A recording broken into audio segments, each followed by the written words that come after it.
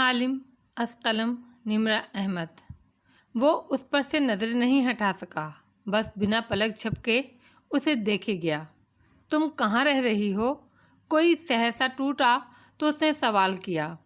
ایک نئی دوست کے ساتھ جو ایئرپورٹ پر ملی تھی، لیانا صابری، مگر اس کو نہیں معلوم کہ میں آپ سے رابطے میں ہوں۔ جو میرے اور آپ کے درمیان ہوگا وہ ہمارے درمیان ہی رہے گا۔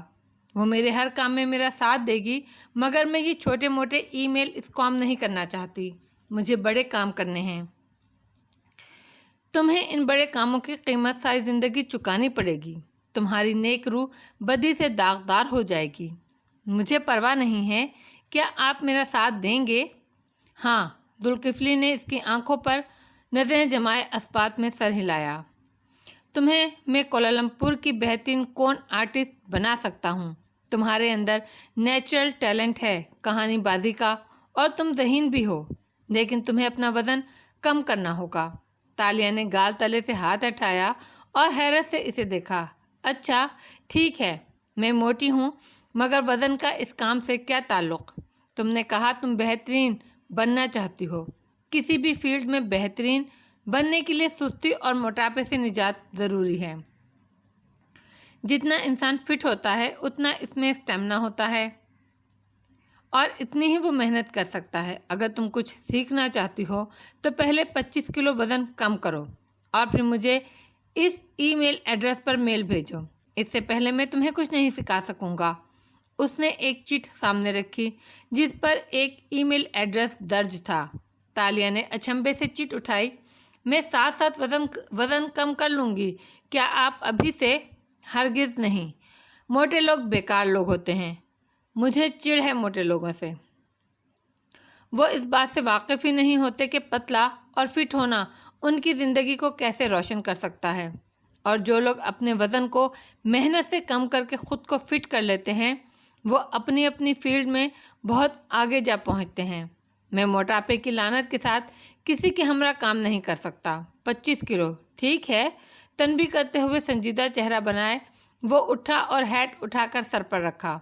وہ چٹ ہاتھ میں لیے گمسم اسے دیکھے گئی۔ میں تمہیں اس دنیا کا ہر کام سکھا دوں گا۔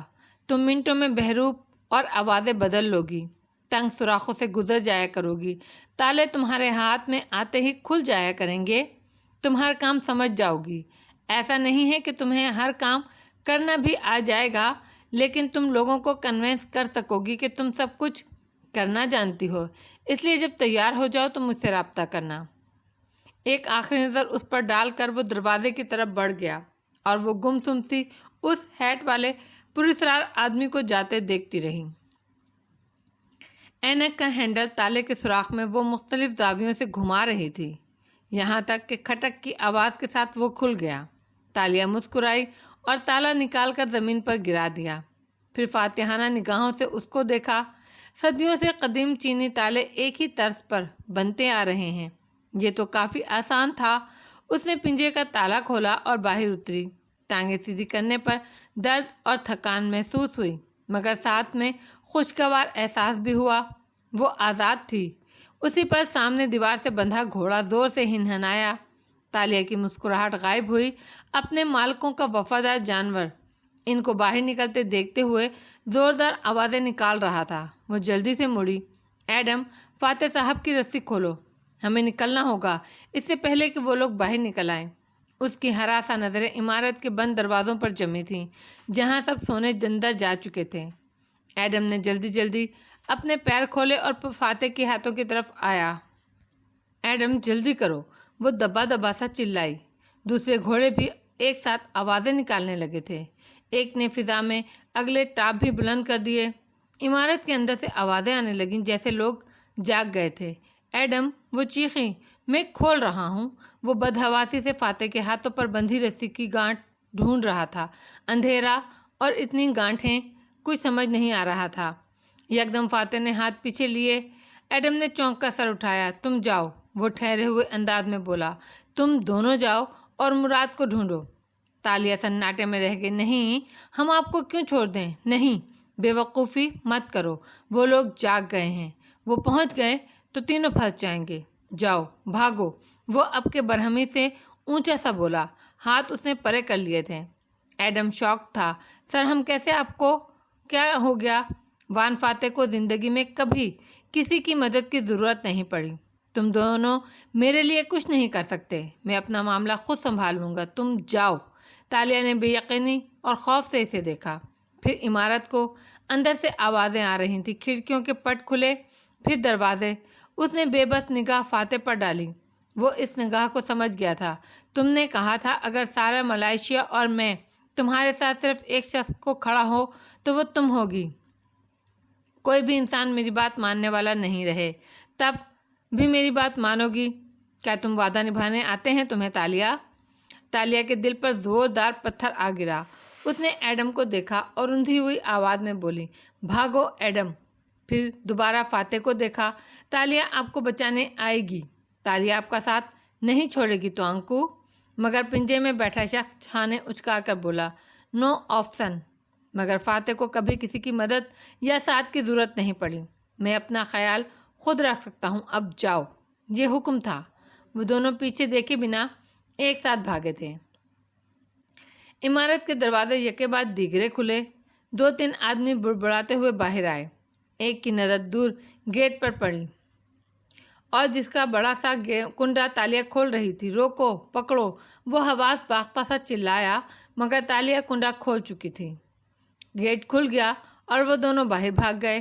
پنجرے میں بیٹھے وان فاتح نے دیوار کے ساتھ ٹیک لگائی اور آنکھیں بند کر لیں۔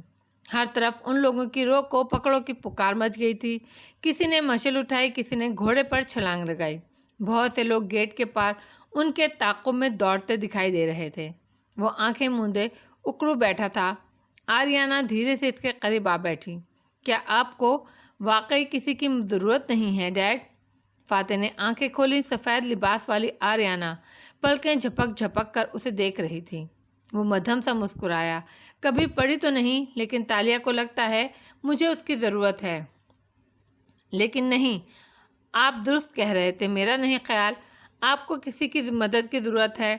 آپ اپنے لیے کافی ہیں، میں بھی ایسا ہی سمجھتا ہوں۔ وہ پوری سچائی سے بولا۔ اسی اثنا میں ایک آدمی پنجے کی طرف دوڑتا آیا اور مشل کی روشنی میں کھلی رسیاں دیکھنے لگا۔ وہ دم بخود تھا۔ پنجے کے دروازے پر ضرب کا کوئی نشان نہیں تھا۔ وہ جھکا اور زمین پر گرا تالا اٹھا کر دیکھا۔ وہ صحیح سلامت تھا، جیسے چابی سے کھولا گیا ہو، نہ کہ توڑا گیا ہو۔ کس نے کیا ہے یہ؟ تالا کس نے کھولا ہے، بتاؤ؟ وہ مقامی زبان میں تالا لہرا کر غصے سے فاتح سے بولا۔ اب آپ کیا کریں گے ڈیڈ؟ آریانہ کی قدرے خائف سی سرگوشی سنائی دی۔ یہ تالا، فاتح اپنی زبان میں تالے کی طرف انگلی کر کے اشاروں میں سمجھانے لگا، اس آدمی نے کھولا ہے، وہ جو، اس نے بالوں کی طرف اشارہ کیا، لمبے بالوں والا ہے، چہرے پر زخم کا قوس نما نشان ہے، وہ آیا تھا اور اس نے یہ تالا کھول کر ان کو بھگا دیا۔ وہ دونوں ہاتھوں سے اشارہ کر کر کے بتا رہا تھا۔ آدمی کی آنکھیں پھٹی کی پھٹی رہ گئیں۔ اس نے چونک کر مڑ کر دیکھا، زخم کے نشان والا آدمی گھوڑے پر سوار ہو رہا تھا۔ کیا اس نے بھگایا ان کو؟ اس نے اشارے سے پوچھا۔ بے یقینی تھی۔ ہاں، اس کے پاس چابی تھی، اس نے تالے میں ڈالی، اسے کھولا اور ان کو بھگایا۔ فاتح نے ہاتھوں سے ساری علامتیں بنا کر دکھایا۔ آدمی نے دانت کچکچا لیے، غصے سے دروازہ بند کیا، تالا مقفل کیا اور گھوڑے کی طرف دوڑا۔ آپ کیا کر رہے ہیں ڈیڈ؟ وہ ان کے کاندھوں کو سہلا کر الجھن سے پوچھنے لگی۔ سیاست۔ وہ آنکھیں چھوٹی کر کے دور جاتے گھوڑوں کو دیکھ رہا تھا۔ کس طرف جانا ہے؟ وہ دونوں تیز تیز دوڑ رہے تھے جب ایڈم نے ہانپتے ہوئے پوچھا۔ گیٹ کے پار تاریک گلیاں تھیں، صرف چاند کی چاندنی پھیلی تھی جس سے بمشکل ہاتھ کو ہاتھ سجائی دیتا تھا۔ پتہ نہیں، بس بھاگو۔ وہ تیز دوڑ رہی تھی۔ اندھیری گلی میں وہ دونوں بھاگتے چلے جا رہے تھے۔ پیچھے اس عمارت سے شور کی آوازیں سنائی دے رہی تھیں۔ وہ لوگ جاگ چکے تھے اور ان کے تعاقب میں تھے۔ گلیوں کے درمیان سے ہوتے وہ کھلے سے احاطے میں آ گئے، جہاں دونوں اطراف میں لکڑی کی دکانیں اور چھاپڑیوں کی قطاریں لگی تھیں جو رات کے اس پہر چادروں سے ڈھکی ہوئی تھیں۔ شاید وہ بازار تھا۔ وہ بنا مڑے بھاگتے گئے۔ تعقب کرنے والوں کی آوازیں قریب آ رہی تھیں۔ تالیہ کے سر پر دوڑتے قدم تیزی سے اٹھنے لگے۔ جسم پسینے میں نہا گیا تھا مگر وہ دوڑے جا رہی تھی۔ سامنے شہر کی طویل فصیل تھی، وسط میں گیٹ لگا تھا مگر وہ گیٹ کی طرف نہیں گئے۔ وہ دیوار کے ساتھ آگے دوڑتے گئے یہاں تک کہ گیٹ کے پہرے داروں سے دور نکل آئے۔ ایک دوسرے کو کسی ہدایت کی ضرورت نہیں پڑی، بولنے یا پوچھنے کا وقت ہی نہیں تھا۔ ایڈم نے دیوار پر جست لگائی اور اوپر چڑھنے لگا۔ دور سے مشلوں کی روشنی قریب آ رہی تھی، آوازیں، شور۔ تالیہ دیوار پر ہاتھ جمائے پیر اوپر جمانے لگی۔ فصیل اتنی اونچی نہیں تھی، صرف علامتی تھی۔ چند لمحوں میں وہ دونوں وقت کے مسافر دیوار کے پار کود چکے تھے۔ سامنے لمبی سڑک تھی اور اس کے گرد کھیت تھے۔ وہ دونوں کھیتوں کی طرف دوڑتے چلے گئے۔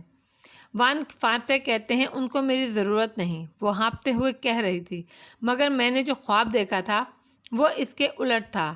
وہ کھیتوں میں داخل ہو چکے تھے۔ پیچھے فصیل کا گیٹ کھلتا دکھائی دے رہا تھا۔ کتوں کے بھونکنے کی آوازیں بھی آ رہی تھیں۔ یقیناً وہ لوگ شکاری کتے ساتھ لائے تھے۔ وہ مجھے خواب میں کہہ رہے تھے میں ان کے ساتھ رہوں۔ سیریسلی چیتالیہ، کیا یہ ان باتوں کا وقت ہے؟ وہ حواس باختہ سا بھاگتے ہوئے کہہ رہا تھا۔ اور انہوں نے کہا تھا کہ ان کو میری ضرورت ہے اور مجھے ان کی، لیکن آج انہوں نے یہ کیوں نہیں کہا؟ کھیتوں کے دائیں طرف جھاڑیاں تھیں اور ان کے پار جنگل۔ ایڈم کے قدم اسی طرف اٹھنے لگے۔ وہ بھی اسی سمت میں بھاگ رہی تھی۔ یہ کوئی اور جنگل تھا، اس رین فارسٹ سے میلوں دور، مگر ویسا ہی تھا۔ اونچے درخت، جھاڑیاں، کہیں بلندی کہیں نشیب۔ وہ دونوں بھاگتے چلے گئے۔ تیز سانس لینے کی آوازیں، ہانپتے ہوئے بار بار گردن موڑ کر پیچھے دیکھنا اور اندھا دھند دوڑنا۔ کتوں کے بھونکنے اور غرانے کی آوازیں تعاقب کر رہی تھیں۔ پھر ایک دم وہ رک گئی، جھک کر گہرے گہرے سانس لینے لگی۔ وہ جو چند قدم آگے نکل گیا تھا واپس مڑا۔ چیتالیہ، رکیں گی تو ان کا شکار بن جائیں گی، دوڑیے۔ وہ اس کے کاندھے کے پیچھے گھبراہٹ سے کچھ دیکھتا تھا۔ نہیں، اس نے پھولتی سانسوں کے درمیان دائیں بائیں گردن ہلائی۔ ان کے پاس شکاری کتے ہیں، تالیہ نہیں بھاگے گی۔ وہ کہتے ہوئے بائیں طرف مڑی اور چند قدم اٹھائے۔ چیتالیہ، آپ کیا کر رہی ہیں؟ تالیہ اور ایڈم میں یہی فرق ہے۔ تم ایڈم شکار بن کر سوچتے ہو، میں شکار باز بن کر سوچتی ہوں۔ وہ ادھر ادھر جھاڑیوں میں ہاتھ مار رہی تھی۔ اگر میں شکاری ہوتی تو تالیہ اور ایڈم کو کیسے ڈھونڈتی؟ کیسے؟ دو چیزیں ہوتی ہیں شکاری کتوں کے پاس جن سے وہ شکار کو پکڑتے ہیں۔ اس نے جھاڑیوں میں کچھ تلاش کرتے ہوئے انگلیوں کی وی بنا کر پیچھے دکھائی۔ ان کی رفتار اور سونگھنے کی حس۔ وہ دھونکنے کی طرح چلتے تنفس کے درمیان رک رک کر کہہ رہی تھی، رفتار اتنی تیز ہوگی جتنا تیز مالک چل سکتا ہے۔ اس نے کتے کی زنجیر تھام رکھی ہوتی ہے۔ شکاری کتوں کو زنجیر کے بغیر کوئی نہیں جنگل میں لاتا، اور اس کا مالک اتنا تیز نہیں ہے۔ وہ زخم کے نشان والا آدمی، وہ موٹا ہے۔ اس نے کتوں کو ہم تک پہنچنے میں وقت لگے گا۔ ہمیں کتوں سے زیادہ اس کے مالک سے تیز بھاگنا ہے۔ بھونکنے کی آوازیں ہر پل قریب آ رہی تھیں، اور دوسری چیز، وہ گھبرایا کھڑا تھا۔ کتے کی حس مشامہ، سونگھنے کی خوشبو۔ کہتے ہوئے اس نے چاند کی روشنی میں چند پتے توڑے، کھینچے۔ کالی مرچ کا پودا، اور وہ دیکھو، بازو لمبا کر کے درختوں کی طرف اشارہ کیا۔ وہ شہتوت کا درخت، ملنگ کدو، انڈین شہتوت۔ ان کی خوشبو کتوں کے لیے ناقابل برداشت ہوتی ہے۔ وہ اس بو کا تعاقب نہیں کرتے۔ ان کو خود پر مر لو ایڈم، ہم شکاریوں سے اور کسی طرح سے نہیں بھاگ سکتے۔ یہ سب آپ کو کس نے بتایا ہے چیتالیہ؟ وہ دم بخود کھڑا تھا۔ تالیہ نے زرد چہرہ اٹھا کر نقاہت سے اسے دیکھا۔ بھاگتے بھاگتے وہ بے حال ہو گئی تھی۔ کلائیوں سے خون ہنوز رس رہا تھا۔ کیونکہ میں شکار باز ہوں۔ پھر وہ ایک درخت کی جانب لپکی، اور اس لیے بھی کیونکہ KL کے جس کون آرٹسٹ نے مجھے چوریاں کرنا سکھایا تھا، اس نے مجھے پولیس کے کتوں سے بچنا بھی سکھایا تھا۔ ایک درخت کے پاس وہ رکی اور دیوانہ وار پتے توڑنے لگی۔ ایڈم فوراً جھاڑیوں کی طرف دوڑا۔ کالی مرچ یا شہتوت سے زیادہ اسنیکٹ اچھی رہتی ہے کتوں کو دھوکہ دینے کے لیے۔ اپنا علم یاد آیا تو جھاڑ دیا۔ مگر میرے خواب کے مطابق یہاں مرچیں اور توت ہی ہیں۔ وہ پتوں کو مسلنے لگی۔ ان کا رس، ان کی خوشبو ناقابل برداشت تھی، مگر تالیہ دیوانہ وار ان کو خود پر ملے گئی۔ ایڈم بھی خود پر پتے اور ان کے ننھے پھول مسل مسل کر مل رہا تھا۔ آس پاس تیز خوشبو آنے لگی۔ تالیہ کو زوردار چھینک آئی۔ اس نے ناک بند کر لیا اور پھر ایک درخت کے کھو میں جا بیٹھی۔ دور کتوں کے بھونکنے کی آوازیں سنائی دے رہی تھیں۔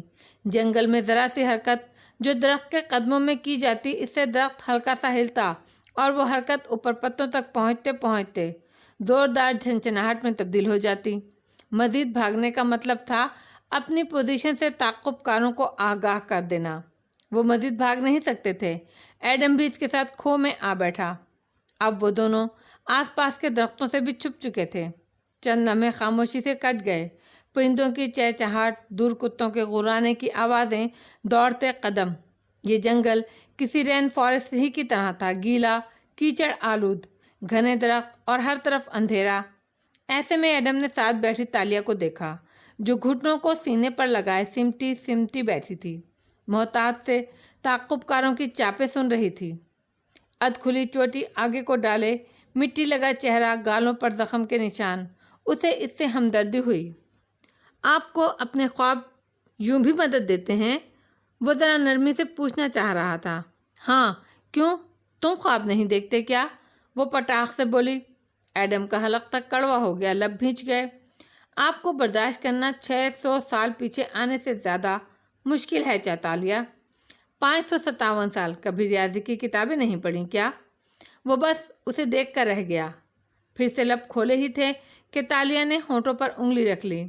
شٹ! کتوں کے بھونکنے کی آوازیں قریب آ رہی ہیں۔ ایڈم کا سانس تھم گیا، بدقت تھوک نگلا۔ وہ البتہ بالکل ساکن بیٹھی تھی، چہرے پر پریشانی کا شائبہ تک نہیں تھا۔ آپ کو ڈر نہیں لگ رہا تالیہ؟ وہ دبا دبا سا بولا۔ تالیہ نے آنکھیں گھما کر اسے دیکھا۔ میں لوگوں کے سوتے ہوئے ان کے گھروں میں گھس کر چیزیں بنا آواز کے نکال لاتی ہوں۔ تالیہ کو کبھی کسی سے ڈر نہیں لگتا۔ ذرا رکی، سوائے سمی سے آخری فقرہ لبوں میں ادا کیا، مگر اس نے سن لیا اور حیرت سے اسے دیکھنے لگا۔ آپ اتنی بہادر ہو کر اس آدمی سے کیوں ڈرتی ہیں؟ پتہ نہیں۔ وہ لمحے بھر کو سوگوار نظر آئی، پھر جلد ہی چہرے کو واپس سنجیدہ کر لیا۔ آوازیں دور جا رہی تھیں، ہے نا؟ پھونکنے کی آوازیں مدھم ہو رہی ہیں۔ کتے شاید واپس پلٹ رہے ہیں۔ دودھ کے پتوں نے کام کر دکھایا۔ وہ مسکرایا۔ چند منٹ میں آوازیں پست ہوتی گئیں اور پھر بالکل ہی دم توڑ گئیں۔ جنگل میں خاموشی چھا گئی۔ واحد شور پرندوں اور مینڈکوں کی آوازوں کا تھا۔ تالیہ کھو سے نکل آئی، اوپر درختوں کے جھروکوں سے دکھائی دیتے آسمان کو دیکھا۔ یہاں سے وہ واضح نظر نہیں آتا تھا، بس سیاہی پہ چند تارے تھے، جیسے تارے۔ وہ چونکی۔ ہمیں جنگل سے نکل کر اس تارے کو ڈھونڈنا ہے جو ہمیں النور سونگائی لے جائے گا۔ وہ کیا ہے؟ ایڈم بھی باہر نکل آیا۔ میرے گاؤں کا نام ہے۔ وہ تیز تیز قدم اٹھانے لگی۔ ایڈم اس کے پیچھے لپکا۔ کیا آپ کو وہ تارا یاد ہے؟ مجھے تاروں کے سارے ڈیزائن یاد ہیں، میں پہچان لوں گی۔ تالیہ کچھ نہیں بھولتی، کہہ کر وہ رکی، سوائے اپنی زندگی کے 10-11 سالوں کے، اور ایک دم کھلکھلا کر ہنستی۔ وہ بھی ہنس پڑا۔ تالیہ، آپ بہت ذہین ہیں، وہ بے اختیار بولا تو تالیہ نے مسکرا کر اسے دیکھا۔ اور آپ جیسے ذہین لوگوں کو کدھر ہونا چاہیے جانتی ہیں؟ کدھر؟ مسکراہٹ گہری ہوئی۔ جیل میں، وہ سنجیدگی سے جتا کر بولا اور آگے بڑھ گیا۔ تالیہ کی مسکراہٹ غائب ہوئی۔ غصے سے اس کی پشت کو دیکھا اور پھر پیچھے کو لپکی۔ ابھی وہ جیل بنی نہیں جس میں تالیہ مراد کو قید کیا جا سکے۔ بن بھی چکی ہے اور پچھلی رات ہم اس میں گزار بھی آئے ہیں، میڈم۔ اور وہ توڑی کس نے تھی؟ ہاں؟ وہ ترکی بترکی جواب دیتی اس کے ہمراہ باہر جا رہی تھی۔ درختوں کی حدود ختم ہوئی تو سامنے سڑک نظر آئی۔ وہ جنگل کو کاٹ کر بنائی گئی تھی اور سیدھی ملاکا شہر کی فصیل تک جاتی تھی۔ سڑک پر قدم رکھتے ہی تالیہ نے گردن اوپر اٹھائی تو سیاہ آسمان تاروں کے ساتھ صاف دکھائی دے رہا تھا۔ وہ چند لمحے اوپر دیکھتی رہی، پھر بازو بلند کر کے اشارہ کیا۔ اگر ہم اس تارے کو اس جانب رکھیں تو اشارے سے بتانے لگی، ہم النور سونگائی پہنچ جائیں گے۔ ہمیں اس سمت میں سفر کرنا ہے۔ اوکے، ایڈم نے اثبات میں سر ہلایا۔ وہ سڑک کے درمیان میں کھڑے تھے۔ ایک جانب ملاکا تھا اور دوسری جانب کا راستہ البور سونگائی کو جاتا تھا۔ تالیہ نے باری باری دونوں اطراف میں دیکھا۔ ہو سکتا ہے میرے پاپا ابھی تک البور سونگائی میں ہوں، وہ خواب کسی کیفیت میں بولی، پھر چونکی۔ لیکن وان فاتح ملاکا میں ہیں۔ لیکن ہمیں پہلے البور سونگائی جا کر آپ کے والد کا اتا پتہ معلوم کرنا ہے۔ وہاں لوگ کچھ بتائیں گے تو ہم ان کو ڈھونڈ سکیں گے، اور وان فاتح کو یہیں چھوڑ دیں۔ ہم فاتح صاحب کے لیے واپس آئیں گے، مگر ہمیں وہی کرنا ہے جو انہوں نے ہمیں کرنے کا حکم دیا ہے۔ اگر باپا قید ہو چکے ہیں تو وہ ملاکا میں ہی ہوں گے یا کسی دوسرے شہر میں۔ البور سونگائی جانے کا فائدہ نہیں۔ لیکن فاتح صاحب نے کہا تھا کہ تم میں اور مجھ میں جانتے ہو کیا فرق ہے؟ وہ تیزی سے بولی۔ چپتی ہوئی نظریں ایڈم پر جمی تھیں۔ میں کتابیں پڑھنا جانتا ہوں، یہی نا؟ تم حکم ماننے کے لیے بنے ہو، لیڈر ہونے کے لیے نہیں۔ اور تالیہ حکم دینے کے لیے بنی ہے، لیڈ کرنے کے لیے۔ اس لیے تم وہی کرو جو میں کہہ رہی ہوں۔ انگلی سے سینے پر دستک دی تو اس کا انداز حتمی تھا اور آنکھوں میں گہری سنجیدگی تھی۔ میں وان فاتح کو چھوڑ کر کہیں نہیں جاؤں گی۔ ہمیں پہلے ان کا سوچنا ہے۔ مگر آپ نے ان سے وعدہ کیا تھا کہ کیا؟ یہی کہ ان کو قید چھوڑ کر آپ اپنی جان بچانے کے لیے بھاگ جاؤں۔ مجھے دادا عزیز وہ وعدہ ہے جو انہوں نے ابھی مجھ سے لینا ہے۔ مجھے وہ وعدہ نبھانا ہے۔ اور اس نے فصیل کی طرف قدم بڑھا دیے۔ مگر ملاکا میں وہ لوگ ہماری تلاش میں ہوں گے، ہم ان سے کیسے بچیں گے؟ تالیہ جواب میں مسکرائی۔ وہ دو بدحال پھٹے کپڑوں اور میلے چہرے والوں کو ڈھونڈ رہے ہیں۔ اگر ہم ایسے نہ رہیں تو وہ ہمیں کیسے ڈھونڈیں گے؟ ایڈم نے چونک کر اسے دیکھا۔ کیا مطلب؟ بتاتی ہوں، پہلے واپس چلو۔ ہمیں صبح ہونے سے پہلے شہر کی دیوار پھلانگنی ہے۔ وہ سڑک پر آگے بڑھ گئی۔ اندھیرا، سڑک، دونوں طرف جنگل اور درمیان میں کھڑا ایڈم۔ اس نے ایک بے بس نظر البور سونگائی تک جاتے راستے پر ڈالی اور پھر تالیہ کے پیچھے چل دیا۔ صبح کی سفید روشنی اس وسیع احاطے میں پھیل رہی تھی۔ پنجے میں تنہا بیٹھا وان فاتح آنکھوں کی پتلیاں سکیڑے دور نظر آتے گیٹ کو دیکھ رہا تھا۔ وہاں شکاری کتے اور گھوڑے واپس آ کھڑے ہوئے تھے، ناکام، نامراد۔ وہ تالیہ اور ایڈم کو پکڑ کر نہیں لائے تھے۔ ان کے سوار آتے ساتھ ہی ایک دوسرے سے جھگڑنے لگے۔ چہرے پر زخم والا غصے اور حیرت سے کچھ کہہ رہا تھا، اور دوسرا آدمی انگلی اٹھا اٹھا کر اس کو کھری کھری سنا رہا تھا۔ فاتح خاموشی سے اس منظر کو دیکھتا رہا۔ جانتا تھا ان کا وقتی جھگڑا تالیہ اور ایڈم کو کافی سہولت دے چکا ہوگا۔ ایسے میں ایک اور آدمی پنجے کے قریب آیا، تالا کھولا، اسے کندھے سے کھینچ کر باہر آنے کو کہا۔ فاتح نے زور سے کندھا جھٹکا اور بندھے ہاتھ سیدھے اٹھائے۔ مجھے ہاتھ مت لگاؤ، میں خود آ رہا ہوں۔ زبان وہ نہیں سمجھا تھا مگر اشارہ سمجھ گیا تھا۔ روب تھا یا کیا؟ وہ ایک قدم پیچھے ہٹ گیا۔ وان فاتح بندھے ہاتھوں پیروں کے ساتھ نیچے اترا اور سر اٹھا کر چمکدار سفید ہوتا آسمان دیکھا۔ گردن سے بندھی رسی پیروں تک جاتی تھی مگر اس طرح کہ وہ چھوٹے چھوٹے قدم اٹھا سکتا تھا۔ آدمی اسے اپنے تعاقب میں چلاتا ایک طرف لے آیا۔ عمارت کے دائیں جانب ایک لمبا سا برآمدہ تھا جس میں سلاخوں کے دروازے لگے تھے، گویا ایک طویل سا قید خانہ۔ آدمی نے سلاخ دار دروازہ کھولا اور اسے اندر جانے کا اشارہ کیا۔ چھوٹے چھوٹے قدم اٹھاتا وہ اندر چلا آیا۔ وہ طویل بیرک تھی اور اس میں بہت سے لوگ موجود تھے، نحیف، کمزور، کچھ توانا، پھٹے پرانے کپڑوں میں ملبوس، چہرے پر تھکن اور زخم لیے۔ کوئی بیٹھا تھا، کوئی لیٹا تھا۔ سب نے اس آدمی کو اندر آتے دیکھا جو گدلے لباس اور چہرے پر لگی مٹی کے باوجود باروب اور باوقار لگتا تھا۔ اس کا اغواکار اب اس کی رسیاں کھولنے لگا۔ فاتح نے مزاحمت کیے بغیر ہاتھ سامنے کر دیے۔ رسیاں کھلنے میں کافی دیر لگی، پھر وہ باہر نکل گیا تو وان فاتح نے کلائیاں ہاتھوں سے دبائیں، گویا درد سے سکون پانے کی کوشش کی۔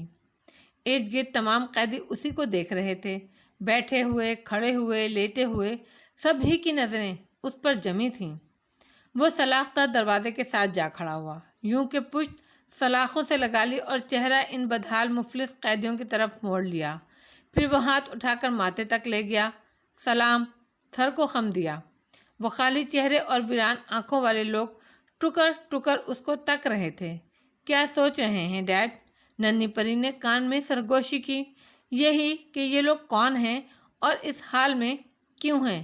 کس نے حق دیا ان اغوا کاروں کو کہ وہ جیتے جاگتے آزاد انسانوں کو جانوروں کی طرح اس پنجرے میں قید کر ڈالیں؟ وہ الجھا ہوا تھا، سوچ رہا تھا، لب ہلائے بنا آریانہ کو جواب دے رہا تھا۔ آپ اس کی فکر کیوں کرتے ہیں ڈیڈ؟ آپ کو مراد اور اس کی چابی کا انتظار کرنا ہے، جس کے ذریعے آپ جلد از جلد واپس اپنی دنیا میں چلے جائیں، جہاں ملک کی سب سے طاقتور کرسی آپ کی منتظر ہے۔ آریانہ پریشانی سے بولی۔ وہ ان سب کا کانشیس مائنڈ تھا جو اسے باز رکھنے کی کوشش کر رہا تھا۔ وہ دائیں سے بائیں ان خالی چہروں پر نظریں دوڑا رہا تھا۔ ہر آنکھ میں کرب، غم، عجیب داستان رقم تھیں۔ اس مایوس لمحے میں فاتح رام دل کے اوپر عجیب سا انکشاف ہوا۔ ہم تینوں کا غلطی سے وہ دروازہ پار کرنا، میں سمجھتا رہا وہ ایک حادثہ ہے، لیکن نہیں۔ وہ چونک گیا۔ وہ حادثہ نہیں تھا، میں یہاں کسی وجہ سے آیا ہوں۔ 600 سال پہلے کے ملاقہ میں کچھ ہے جو میرا منتظر ہے، کوئی مقصد، کوئی کام، کوئی شے جو 6 صدیاں پہلے ادھوری رہ گئی تھی، اور اسے پورا کرنے کے لیے وقت نے خود کو آگے بڑھنے سے روک دیا تھا۔ ہم وقت کے قیدی ہیں مگر کسی وجہ سے، اور جب تک وہ پوری نہیں ہوگی۔ اس نے نفی میں سر ہلایا۔ وقت ہمیں واپس نہیں جانے دے گا۔ آریانہ دھک سے رہ گئی۔ اور وہ وجہ آپ کو کیسے معلوم ہوگی ڈیڈ؟ اس نے ان لٹے پٹے چہروں سے نظریں ہٹا کر ساتھ کھڑی بے چین سی آریانہ کو دیکھا اور مسکرایا۔ کیا کوئی ایسی پہیلی ہے جو تمہارا باپ حل نہ کر سکے بیبی؟ مگر آریانہ نہیں مسکرائی۔ وہ پریشانی سے اس کو دیکھے گئی۔ ملاقہ کا قدیم شہر جاگنے لگا تھا۔ فجر کی اذان کے ساتھ ہی لوگ اٹھ اٹھ کر کام کے لیے گھروں سے باہر نکلنے لگے۔ ایسے میں وقت کے وہ 2 مسافر ایک گھر کے باہر کونے میں چھپے بیٹھے تھے۔ وہ لکڑی کا 2 منزلہ گھر تھا۔ اوپر ٹیرس اور کمروں کے دروازے بنے تھے۔ سیڑھیاں بیرونی تھیں۔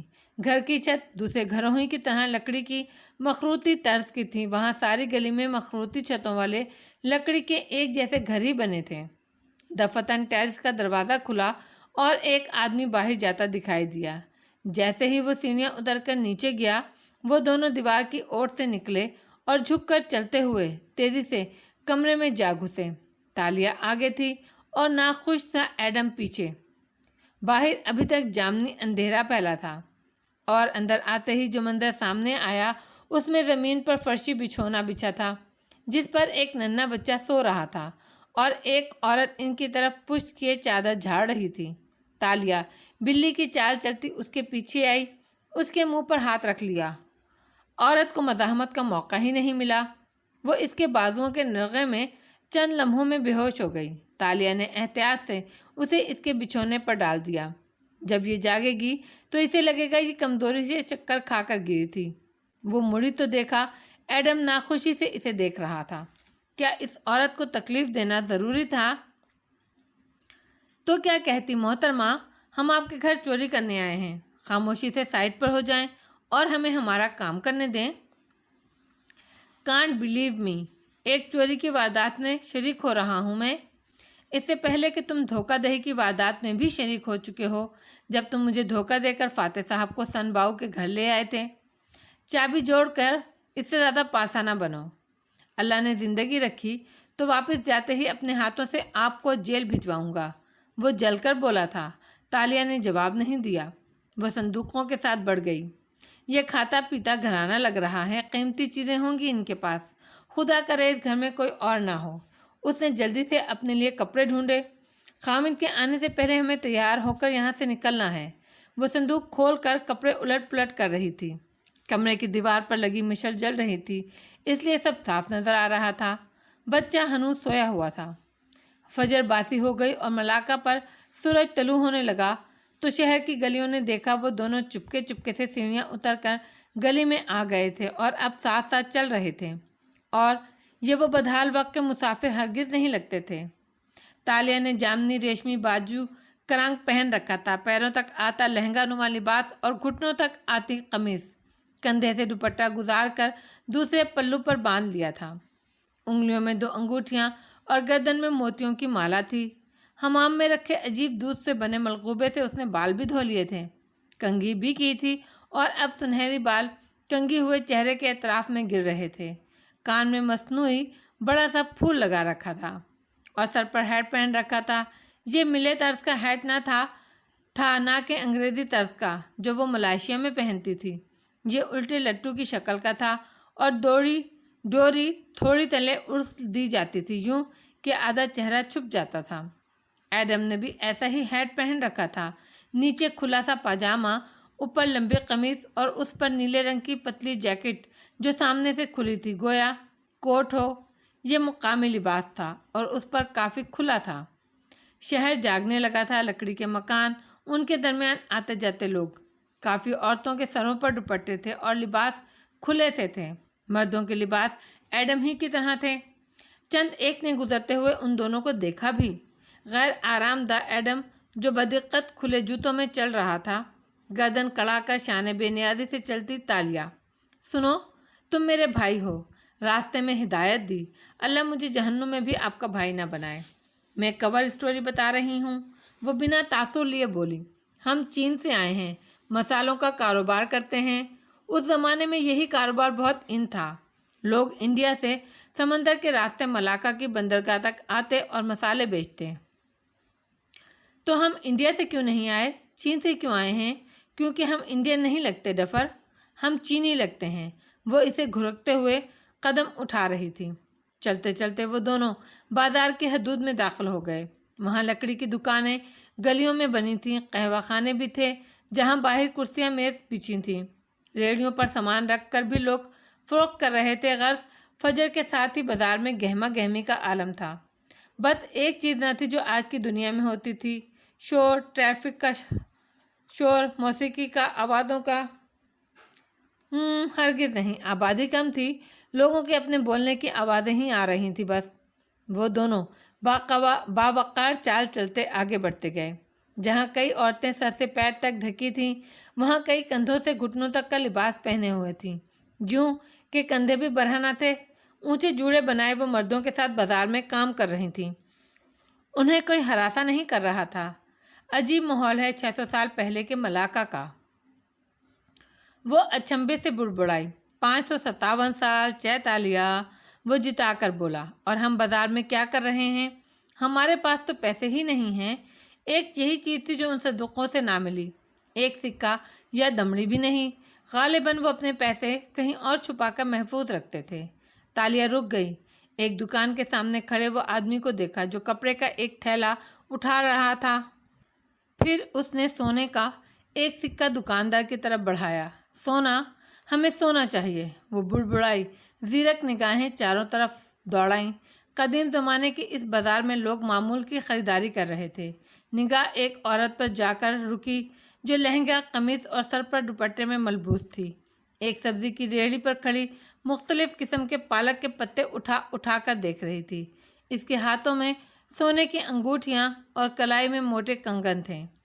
تم یہیں رکو، میں ابھی اس کے ہاتھ سے تھوڑا سا زیور اتار کر لاتی ہوں۔ ہیں؟ ایڈم نے بے یقینی سے اسے دیکھا، مگر کیسے؟ تالیہ نے ہیٹ ذرا اوپر سر پر کیا تو ڈھیلا دھلایا چہرہ صاف اور اس پہ چھائے مشکوک تاثرات ایڈم کو نظر آئے۔ کیوں؟ تمہیں کیوں بتاؤں؟ تاکہ کل کو تم یہی تکنیک سیکھ کر چوریاں کرتے پھرو اور تمہارا گناہ بھی میرے سر پر آئے۔ آپ مجھے اچھی نیت سے بتا دینا، میری حفاظت کی نیت سے، تاکہ کل کو اگر میں بھرے بازار میں ہوں تو مجھے معلوم ہو کہ چور اچک کے کیسے میری ہاتھ سے گھڑی اتار سکتے ہیں اور میں ان کو موقع نہ دوں۔ تالیہ سوچتی نظروں سے اسے دیکھی گئی۔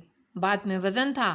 ویسے تو یہ کام پریکٹس سے آتا ہے، مگر تکنیک یہ ہے کہ وہ نخریلے انداز میں شانے بے نیازی سے بولی، پہلے ٹارگٹ سے ہاتھ ملاؤ، زور سے، اس کی گھڑی یا انگوٹھی کو زور سے دباؤ۔ جب بھی ہاتھ میں پہنی چیز زور سے دبائی جاتی ہے تو ہماری جلد پر وہ ایک احساس چھوڑ جاتی ہے۔ اگلے ہی لمحے گھڑی کو آہستہ سے اتار لو، مگر چونکہ زور سے دبایا تھا تو ٹارگٹ کو لگے گا کہ اس نے ابھی تک ہاتھ میں کچھ پہن رکھا ہے۔ اسے کافی دیر بعد سمجھ آئے گی کہ اس کا ہاتھ خالی ہے۔ آئی سمجھ؟ ایڈم نے حیرت اور بے یقینی سے دونوں ابرو اٹھائے۔ واو! اور گردن سے زیور کیسے اتارا جاتا ہے؟ تم کون سا زیور پہنتے ہو گردن میں جو میں تمہیں تمہاری حفاظت کے لیے اس ٹیکنیک کا راز بتاؤں؟ चुप करके खड़े रहो उधर, मैं अभी आ रही हूँ। नाक सुकेड़ कर हूँ कहती आगे बढ़ गई। एडम बज़ाहिर रेहड़ी की तरफ मुतवज्जा हो गया। इस पर बड़े बड़े दौरियान एक किस्म का फल रखे थे। उनकी महक इतनी तेज थी कि हर सू फैली थी। वो उनको उठा उठा कर देखने लगा। दुकानदार ने कुछ कहा तो वो गड़बड़ा कर मुस्कुराया और फल वापस रख दिए। कनखियों से तालिया उस औरत से टकराती, फिर उसके हाथ थाम कर खुद को संभालने के लिए उसका शुक्रिया अदा करती नजर आ रही थी। लम्हे भर को खेल वो वापस आई और रुमाल में छुपे कड़े दिखाए। अंगूठी उसने उंगली में पहन भी ली थी। अल्लाह ताला हमें माफ़ कर दीजिएगा तो आंकू। एडम मोहम्मद ने बेख्तर आसमान को देखा। मैं सिर्फ अपनी जान बचाने के लिए इन खातून का साथ दे रहा हूँ, जिनके जहन्नुम में जाने का मुझे कोई शक नहीं रहा। वो करारा सा जवाब देती, मगर एकदम हर तरफ शोर सा मचा। आवाज़ें, घोड़ों की टाप, लोग दोनों एतराफ़ में हटने लगे। हटो बचो के नारे, बगल, ऐलानात, रास्ता साफ दे होने लगा। वो दोनों भी जल्दी जल्दी से एक दुकान के छप्पर तले आ खड़े हुए। क्या हो रहा है? रास्ता क्यों साफ किया जा रहा है?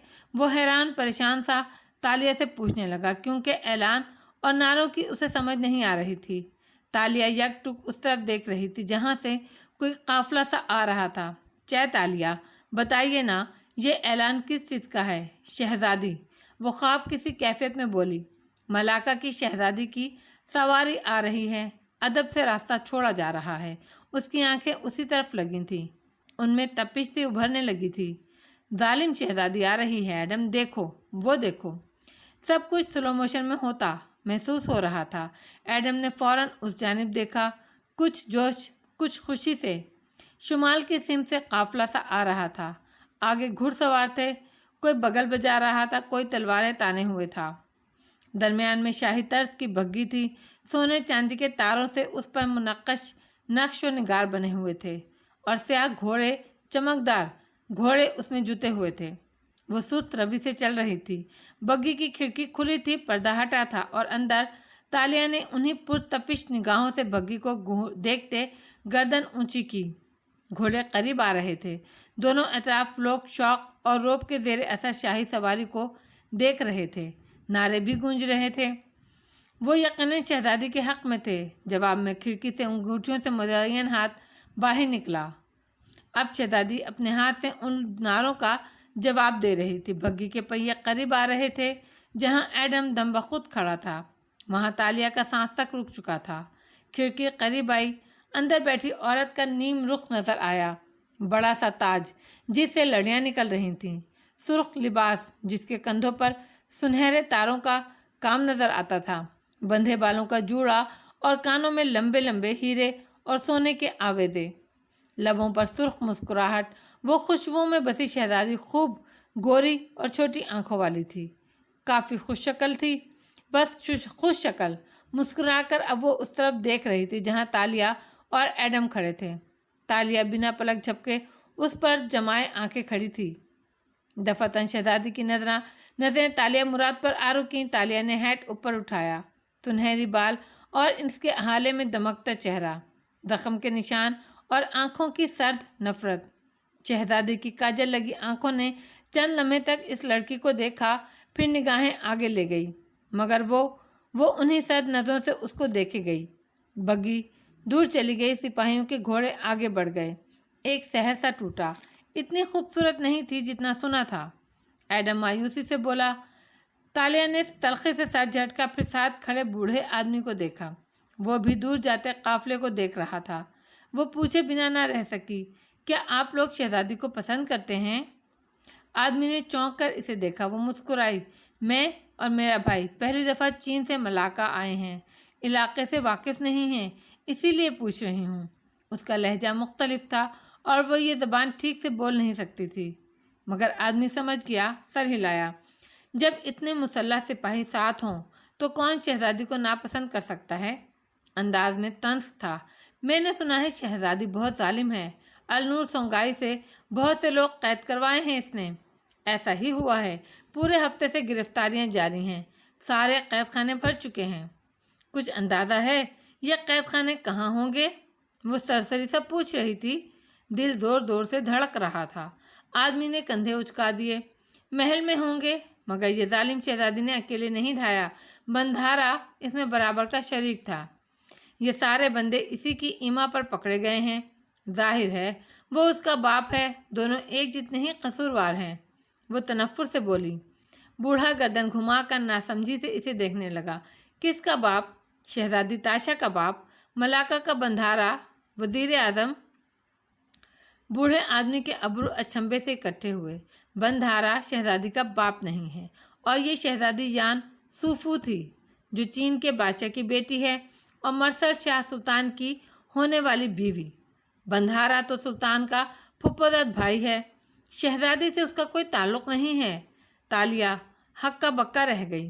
सारा जोश झाग की तरह बैठ गया। तो ये शहजादी ताशा नहीं थी? शहजादी ताशा कौन है? वो आदमी इतना ही हैरान था। एडम बेबसी से तर्जुमे का मुंतजर उन दोनों को देख रहा था। शहजादी ताशा मलाका की शहजादी, बंधारा की बेटी, जिसके किस्से दूर दूर तक मशहूर हैं। वो बेचैनी से बोली, कुछ गलत था। मैंने महल में काफ़ी अर्सा काम किया है बेटा। हमारे मुल्क में ताशा नाम की कोई शहजादी नहीं है। मैं ये नाम पहली दफ़ा सुन रहा हूँ। तालिया को यकीन नहीं आ रहा था, तारीख़ की किताबें कैसे गलत लिख सकती हैं।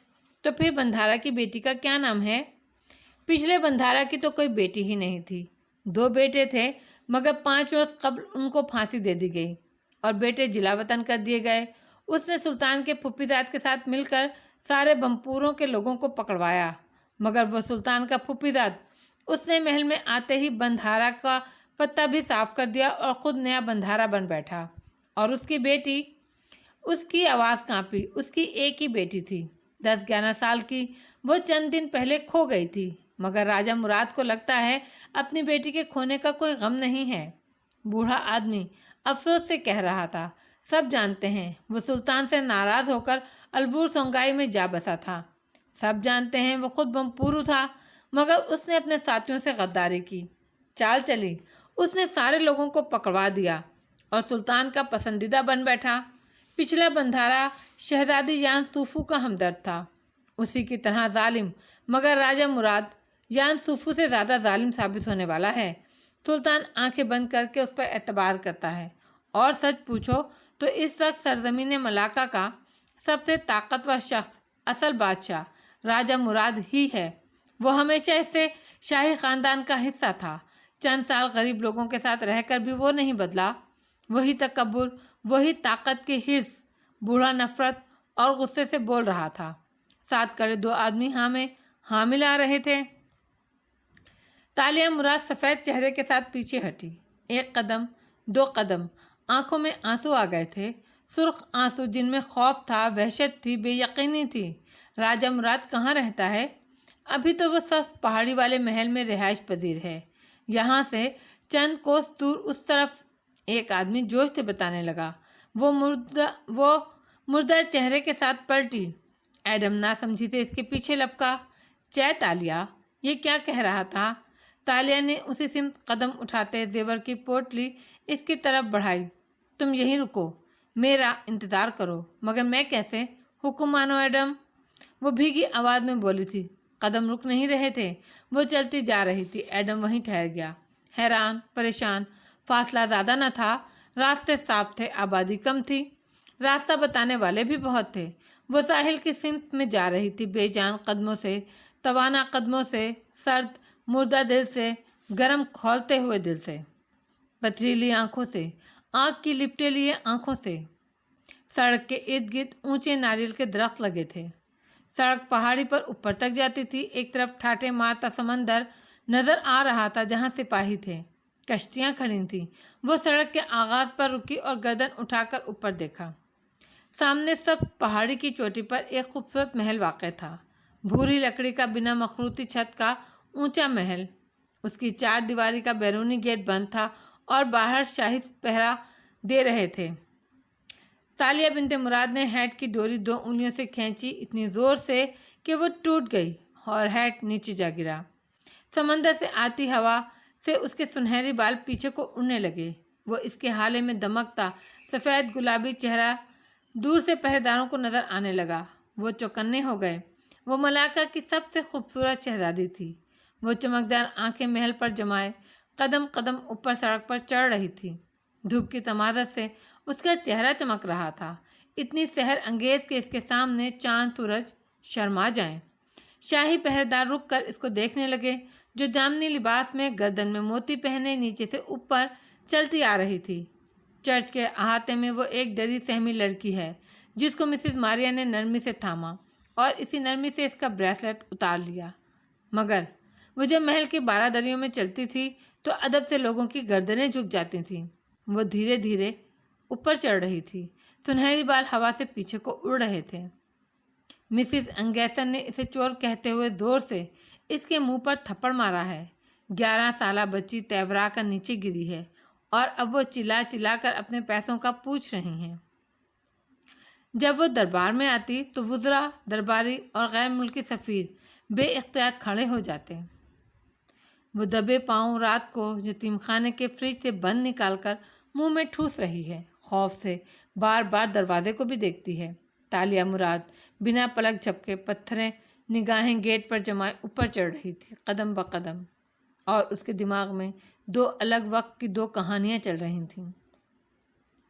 وہ بولتی تھی تو سلطان دم ساندھے اس کو سنا کرتا تھا۔ وہ گھاس پر بیٹھی اسکیچ بنا رہی ہے، مسکرا رہی ہے۔ زرد گلاب کوٹ میں اٹکائے ذوالکفلی اس کے ساتھ بیٹھا کسی بات پر ہنس رہا ہے۔ وہ بہت سی زبانیں بول سکتی تھی۔ وہ لاہور کے اس بنگلے میں فرش پر پوچا لگا رہی ہیں، رگڑ رگڑ کر قریب بیٹھی ماں کی اردو اور پنجابی کی گالیاں سن رہی ہیں۔ آنکھوں سے آنسو بہہ رہے ہیں۔ تیر انداز، تلوار زنی، گھڑ سواری، نیزہ بازی وہ سب جانتی تھی۔ وہ اونچے اٹھتے غباروں پر ایک کے بعد ایک کر کے تیر چلا رہی ہے۔ کمان ہاتھوں سے کھینچی جاتی ہے اور ایک زوردار تھپڑ اس کو آگے لگتا ہے۔ وہ لکھ پڑھ سکتی تھی۔ وہ تاریک کمروں میں لیمپ جلائے کتابیں کھولے بیٹھی پڑھ رہی ہے۔ ہاتھ میں سیب ہے جسے وہ ساتھ ساتھ کھا بھی رہی ہے۔ رقص اور دوسرے فنون لطیفہ سے بھی واقف تھی۔ وہ ذوالکفلی کے ساتھ جم میں کھڑی ہے، اوپر لگے ہینڈل کو دونوں ہاتھوں سے پکڑے وہ اپنے پیر مشقت سے زمین سے اٹھا لیتی ہے اور وہ گھڑی پر وقت نوٹ کر رہا ہے، پھر اسے مزید بہتر کرنے کے لیے کہتا ہے۔ چین اور ملاکا کا کوئی ایسا کھانا نہ تھا جو وہ پکا نہ سکے۔ وہ سوپ پارلر کے کچن کے کاؤنٹر پر ٹاپ پر آلتی پالتی کر کے بیٹھی، سر پر جالی دار ٹوپی اور سوپ بناتے بوڑھے شیف سے ہنس کر کچھ کہہ رہی ہیں۔ کوئی ایسا ٹانکا نہ تھا جس کو وہ کاڑ نہ سکے۔ وہ حفاظتی اینک لگائے، دستانے پہنے احتیاط سے ایک گلدان پر دھاگے لپیٹ رہی ہے۔ ساتھ ہی اصل قدیم گلدان پڑا ہے جس کی جگہ اس کو یہ گلدان رکھنا ہے۔ وہ حرم کی نگران تھی۔ وہ تھپڑوں اور ٹھڈوں سے موٹی دردانہ کو فرش پر گرائے مار رہی ہے۔ دردانہ ہاتھ جوڑ رہی ہے، اس کا خون بہہ رہا ہے مگر وہ اس کو پیٹے چلی جا رہی ہے۔ بندھارا کی سب سے قابل اعتماد مشیر۔ وہ ایئرپورٹ کے باتھ روم سے ڈر ڈر کر بیگ لیے نکلتی ہے۔ خوف، ڈھیر سارا خوف۔ وہ سیاست کے داؤ پیچ سے بھی واقف تھی۔ وان فاتح اس کو اسٹڈی میں بلا کر اسے فائل کی وجہ سے چور کہہ رہا ہے۔ پھر وہ اسرا کو زیر لب کوستی تیز تیز سیڑھیاں اتر رہی ہیں۔ غرض کیا تھا جو راجا کی بیٹی کو کرنا نہیں آتا تھا؟